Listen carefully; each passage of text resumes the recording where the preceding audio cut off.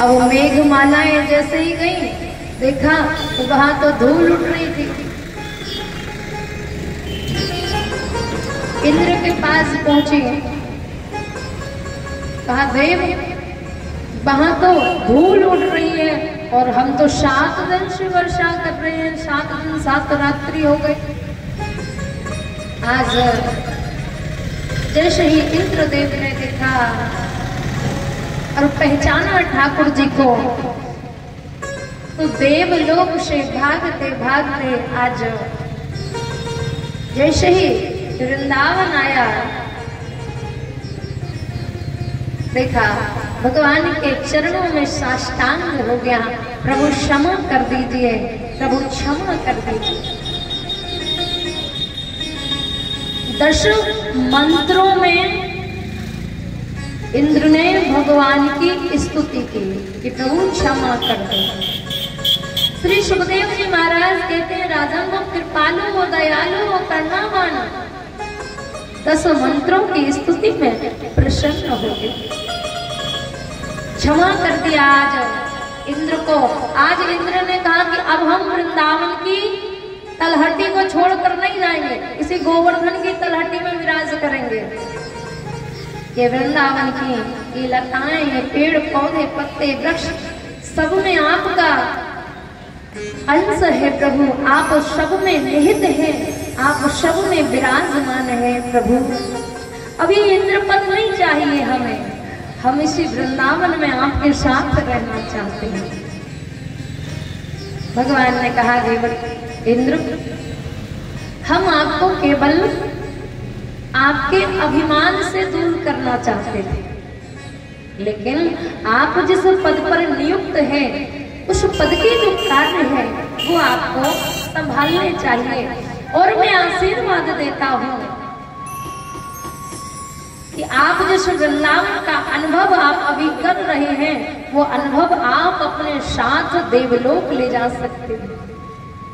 उस स्मृति, उस अनुभव को आज देवलोक लेकर गए इंद्रदेव। श्री सुखदेव जी महाराज कहते हैं, राजा एक तो भगवान ने इन्हें 10 मंत्रों में क्षमा कर दिया, और एक स्वयं त्रिदेवों में ब्रह्मा थे जिन्हें 40 मंत्रों के बाद भी क्षमा नहीं किया।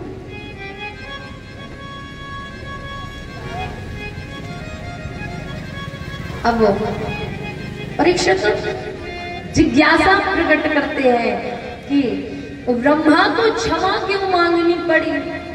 ब्रह्मा त्रिदेवों में एक हैं और इनको क्षमा किस कारण मांगनी पड़ी। आज श्री सुखदेव जी महाराज कहते हैं, राजन एक समय जब ठाकुर जी गाय बछड़ों को चराने जाते थे, गौचारण के लिए जाते थे, तो भगवान का नित्य का काम था कि आज किसी के घर का भोजन किया और कल दूसरे सखा के घर का भोजन किया। एक दिन भोजन करने के लिए ठाकुर जी ने जैसे ही अपनी अपनी पोटलियां खोली, उसमें भगवान का एक सखा था जिसका नाम है मधुमंगल।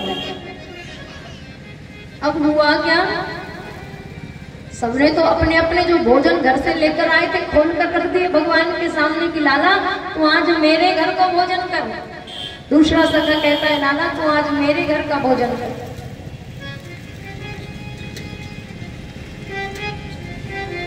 भगवान ने कहा, आज हम किसी के घर का भोजन नहीं करेंगे, हम मधुमंगल के घर का भोजन करेंगे।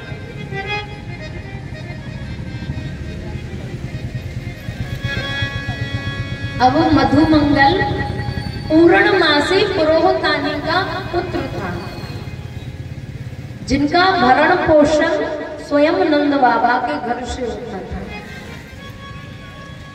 अब उसको तो बड़ा अच्छा लगा कि कृष्ण ने सबके सामने हमारी बड़ाई करी है और हमारे घर का भोजन मांगा है। तो मधुमंगल भाग को जैसे ही घर के टाइम पहुंचो और घर के यहाँ पहुंचतो अपनी मैया से बोलो कि मैया आज लाला ने अपने घर को भोजन मंगाया है। पूर्णमासी क्रोधताने के नेत्र सजल हो गए पुत्र। जिसके घर के भोजन हम स्वयं पान करते हैं, उनके भोजन से हमारा पेट भरता है, हम उन्हें क्या अर्पित करें, क्या दें?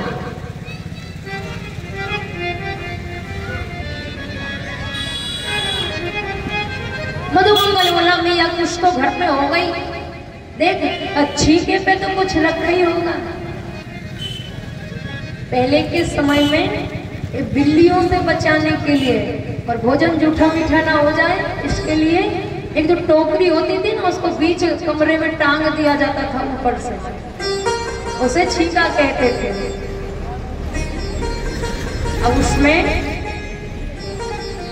देखा तो 3 दिन बासी कढ़ी रखी हुई थी।